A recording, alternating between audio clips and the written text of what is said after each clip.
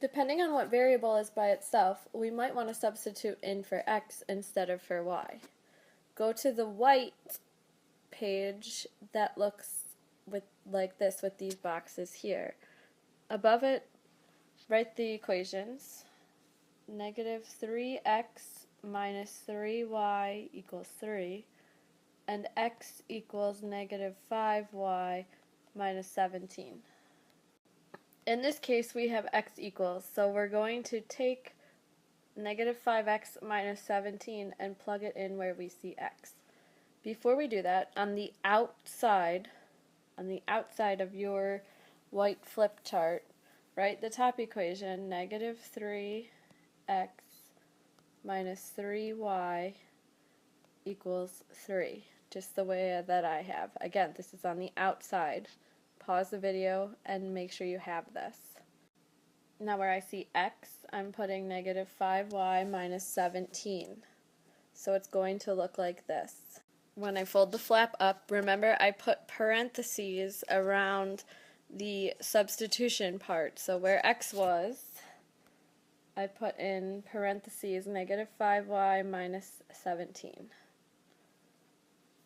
Now if I just recopy this, now I solve for y. So my first step is to distribute that negative 3.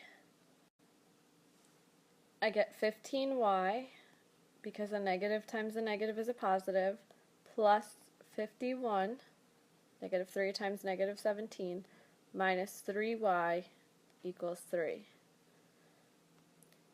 Now I'm going to combine my like terms. 15y minus 3y is 12y plus 51 equals 3. Then I'm going to subtract 51. I get 12y equals 3 minus 51 is a negative 48. Divide by 12.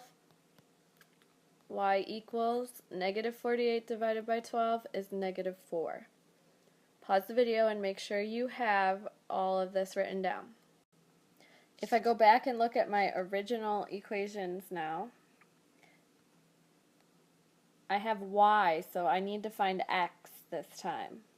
So I'm going to substitute in for y. Remember we got y equals negative 4. So I'm going to pick the bottom one because it's easier. And I'm just going to go to a new page here. X equals negative 5y minus 17. We know y equals negative 4. So x equals negative 5 times negative 4 minus 17. Negative 5 times negative 4 is 20 minus 17. So x equals 3. Therefore my solution as a coordinate pair is 3, negative 4.